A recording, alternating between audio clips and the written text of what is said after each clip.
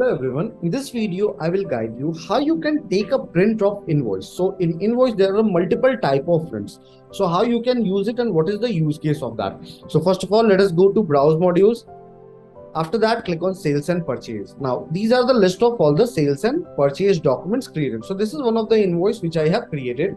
I will click on this invoice. This got opened up. Now, on your right hand side, very top corner, please check there is an option of other action. You need to click on this and you need to go on print option.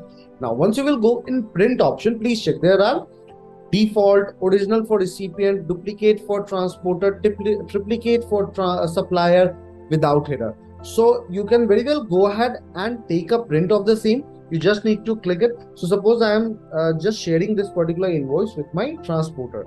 So what I will do, I will simply just click on duplicate with transporter. This is the invoice format which will get opened up. I can simply just go ahead and select the printer here, and here print option will come.